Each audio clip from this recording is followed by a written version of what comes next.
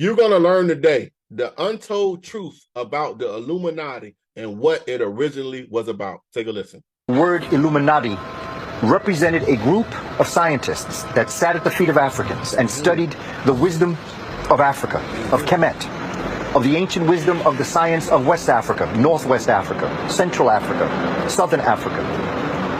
And they brought it into Europe. But because of the rise of the church, they became outlaws.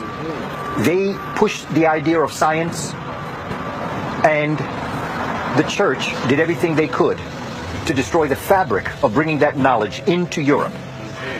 And so these illumined ones had to go underground, whether it is the crescent moon and stars of Islam, whether it is the inverted pyramids that was known to the ancient world as the Star of Ast, now known as the Star of David, sacred symbol, whether we are dealing with a cross.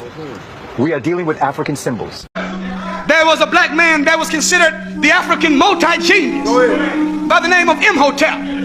Lived 2,000 years before Hippocrates put down his hypocrisy and claimed that he fathered medicine and philosophy. Imhotep was the original doctor. Imhotep was the original architect.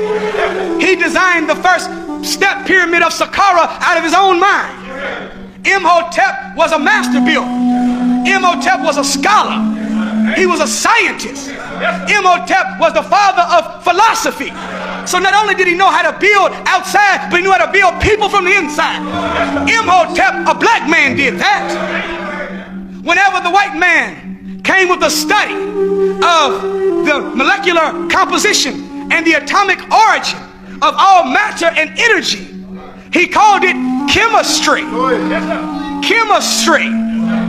The word chemistry means study of chem, where Egypt's original name was Kemet. So when they wanted to study the origin of the molecules and the atomic structure of energy and matters, they didn't go to Europe and study. But to me, the big question is the question we always want to ask, and the question that I think people should ask themselves is, why do I need this identity to be rooted in antiquity? Why do I need this identity to go back to the Greeks? Why do I need these people to be like me? And why do I need these people to not be like me? And if you can answer that question, if the question is, because my identity is rooted in my whiteness, then that's actually a problem, your problem, not an ancient problem. And you're not going to find your answers in antiquity. Whiteness was not something that the ancient Greeks or Romans or Egyptians or Chinese or Persians or India, that they actually built their identities around. Whiteness in the Greek context explicitly is for inferior people. It's for women, it's for people with diseases, and it is for those crazy barbarians who wear pants in the north, who get burned by the cold. Pants are not a good thing in antiquity, just so you know. The Greeks hated pants, and I have actually said this before, and I stand by it, that Alexander's conquest of Asia was a vigorously enforced anti-pants policy. And anyone who says that Thermopylae was the sort of deciding battle of quote-unquote Western civilization because they stopped the Persians, no, the Persians won. We all wear pants. So I would just say, I think, but I don't think necessarily that people are asking these questions, or people do ask these questions because they're racially motivated. There's obviously going to be people who are part of that discourse and who are really super invested in that identity. But I think what happens is that these questions get mainstreamed and they get sort of washed and cleaned up, and they actually just become points of consideration, like, well, Herodotus says this thing. Why would he say this thing? And I think that's just, it happens because those are the questions that other people are asking. But I think we should ask other people what their motivation is for asking that, for making that the center point. Like if I go into a group chat, or if I go into a Twitter feed or something, and this is the question that's being debated, my question is, why are we posing this question to begin with? And if you start from there, then I think you can actually get back at the people who started these questions, which are not necessarily questions you want to get caught up in. But also I think importantly is that they're not the interesting questions.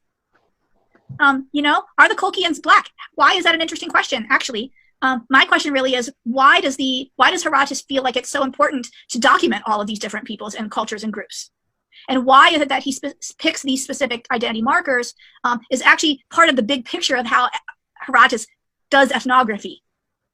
It's not why this specific group and what does that mean for our modern way of viewing them, but it actually is, so why are these the things that are important for him to ask, and how have we then taken those things and turned them into something else? So one of the things I also want to say here is that it's not to say that the question that people might ask has its roots in racism, isn't to say that the person asking the question is racist. It's actually to say that we should question why these are our questions and what the history of our our reception of Herodotus, and specifically our reception of Africanness and Blackness, is that would make this be part of the everyday conversation in groups that are interested in Herodotus and in antiquity.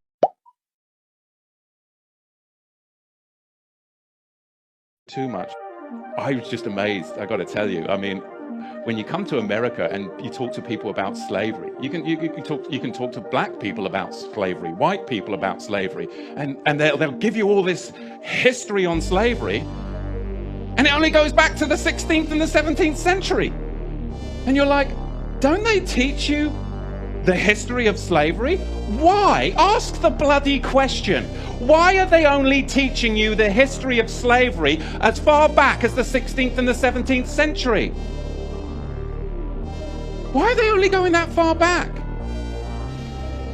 They don't want you to go farther back than that, because then you'll actually find out the truth. But from the 16th and 17th century, we'll teach you about slavery. You've got to go further back, and you've got to understand and question, why do they do this throughout the whole of America, in all the public schools? Why do they only go back as far as the 16th and the 17th century to talk about slavery? We've got to go further back than that. Because Islam designed infernal slavery. And then the Ashkenazi Khazars, those who say they are Jews and are not, are the ones that marketed it. And the regal Negro nomads, exiled from the kingdom of Judah, were the main recipients of it at the hands of the indigenous black Africans. Because you've got to understand, the regal class of the house of Judah came down from Israel, and they came into the land of the black Africans. And the black Africans resented the regal class of the house of Judah in their land, because they had laws, they had customs, they had civility.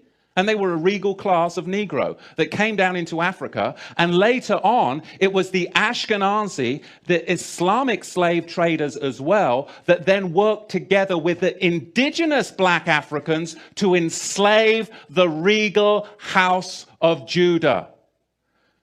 This is what we've got to understand, but you've got to go back before the 16th century to understand the roots of it. So we're going to see, as we dig into this, where this slavery came from, because it was really a system that was very, very